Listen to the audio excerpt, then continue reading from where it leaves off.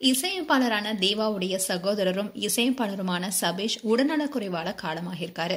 இன்னைக்கு நண்பகல் 12 மணில தான் அவர் காலமாகியிருக்காரு. இவருக்கு வயது 68. இவருடைய மறைவு திரைத்துறையினரையும் ரசிகர்களையும் சோகத்தை ஆழ்த்திருக்கு. இவர் திரைப்பட இசைக்கலைஞர்கள் சங்கத்துல தலைவராகவும் பதவி வகித்து வந்தாரு. தமிழ் சினிமாவில் இசையமைப்பாளர்களை இரட்டை சகோதரர்கள்னா அது சபேஷ் முரளி இரட்டையர்கள் தான். இவங்க 2 பேருமே அதிகம் தேனிசை தென்றல் தேவா, இசைஞானி இளையராஜான்னு பல முன்னணி இசையமைப்பாளர்களுடைய உதவியாளர்களா பணியாற்றிருக்காங்க. அதே சமயம் அவங்கள நோக்கி வாய்ப்பு வந்தா அந்த படங்களுக்கு இசையமைப்பாங்க. அப்படி அவங்க இசையமைத்த படங்களுக்கு நிறைய வரவேற்பு கிடைச்சிருக்கு.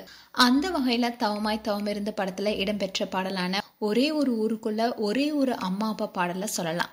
இசையமைப்பாளர் தேவாவுடைய தம்பிகள்னாலும் கூட தன்னுடைய அண்ணன் கிட்ட மட்டும் இல்லாம பல இசையமைப்பாளர்களுக்கும் சபேஷ் முரளி கூட்டணி இசையமைச்சு கொடுத்திருக்காங்க. அது மட்டும் இல்லாம இவங்க 2 பேருமே இணைந்து இசையமைத்த படங்களும் இவங்களுக்கு பேரும் புகழும் ஈட்டி கொடுத்திருக்கு. இவங்க ஏதோ ஒரு டெம்ப்ளேட் இசையை தான் கொடுக்க முடியும்லாம் இல்லாம இவங்க 2 பேரும் இணைந்து தவமாய் தவமிருந்து போன்ற பாசப்பிணைப்பு திரைக்கதையை கொண்ட படத்திற்கு இசையமைச்சு வெற்றி கொடுத்திருக்காங்க.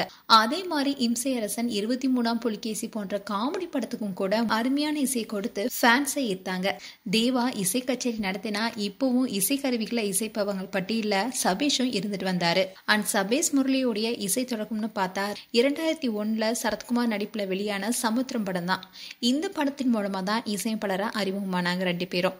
அடுத்து நைனா, பாறை, அயோத்தியா உள்ளிட்ட ஏராளமான படங்களுக்கு இசையமைச்சிருக்காங்க. அதே மாதிரி ஆட்டோகிராஃப் உள்ளிட்ட ஏராளமான திரைப்படங்களுக்கு பின்னணி இசையும் அமைச்சிருக்காங்க. இந்நிலைதான் சபேஷ் உடல்நலக்குறைவு காரணமா சென்னையில இருக்கிற பிரபல தனியார் மருத்துவமனையில சிகிச்சைக்காக அனுமதிக்கப்பட்டிருந்தாரு.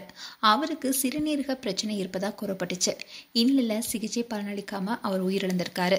அவருடைய மறைவுக்கு திரையுலகினர் இரங்கல் தெரிவிச்சிட்டு வராங்க. சென்னை ஆழ்வார் திருநகர்ல இருக்கிற அவருடைய இல்லத்துல உடல் வைக்கப்பட்டிருக்கு. இந்நிலையில இவருடைய இறப்பு பலருக்குமே அதிர்ச்சி கொடுத்திருக்கு. மேலும் சபேஷ் குறித்து உங்களுடைய கருத்துக்களை கமெண்ட் செக்ஷன் சொல்லுங்க.